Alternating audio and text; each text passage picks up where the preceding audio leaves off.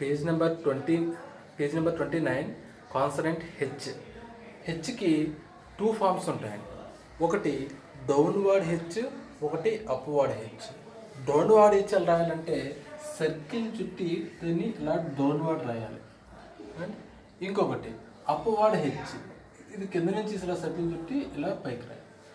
2 forms. మనకి ఏది కన్వీనియంట్గా ఉంటే మనం ఆ హెచ్ అనేది రాస్తాం. సో ఎప్పుడు డౌన్వర్డ్ హెచ్ రాయాలి, ఎప్పుడు అప్వర్డ్ హెచ్ రాయాలి అనేది దానికి ఒక 4 రూల్స్ ఉన్నాయి.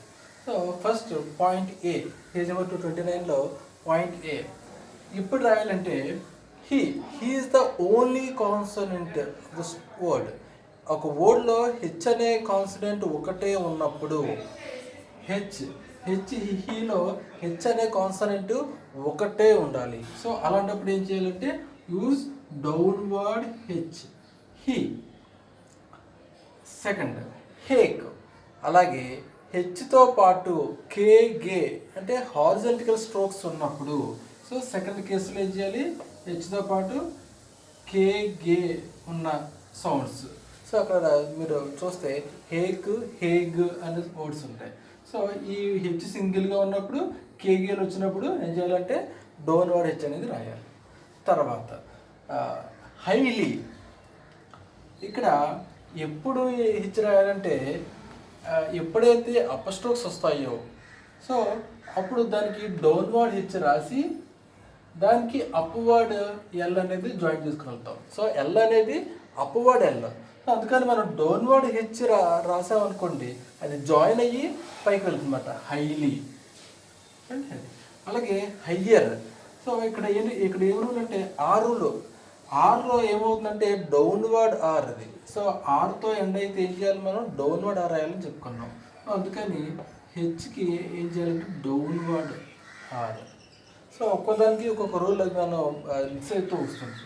సో ఇది ఆర్ రూల్ అప్లై అవుతుంది. సో ఈ కేసులో ఏం చేయాలి, డౌన్వర్డ్ ఆర్. అలాగే హైవే. ఏంటిది, వి అనేది అప్వర్డ్, అందుకని డౌన్వర్డ్ హెచ్ రాసుకుంటే మనకి ఏంటంటే అప్వర్డ్ రాయడానికి ఈజీగా ఉంటుంది, మనకి ఈజీగా కన్వీనియంట్గా ఉంటుంది మనకి. అందుకని డౌన్వర్డ్ హెచ్ ఇప్పుడు బిఫోర్ అప్వర్డ్ స్ట్రోక్స్.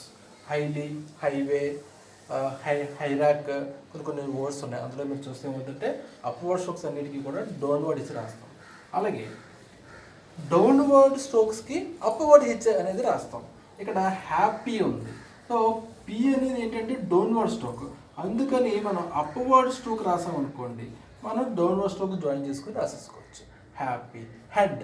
డి అనేది ఏంటి, డౌన్వర్డ్ స్ట్రోక్స్, అందుకని అప్వర్డ్ స్ట్రోక్ అప్వర్డ్ హెచ్ రాసుకొని మనం డి అనేది రాసుకుంటాం, హెడ్.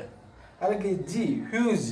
జి అనేది మళ్ళీ డౌన్వర్డ్ స్ట్రోక్, అందుకని ఏం చేయాలి, అప్వర్డ్ హెచ్ రాసుకుంటే డౌన్వర్డ్ జి అనేది మనం ఈజీగా రాసుకోవచ్చు. ఇక్కడ ఓన్లీ 2 ప్రిన్సిపల్స్, డౌన్వర్డ్ కమో అప్వర్డ్ హెచ్, అప్వర్డ్ స్ట్రోక్స్ కమో డౌన్వర్డ్ స్ట్రోక్స్ కమో అప్వర్డ్ హెచ్.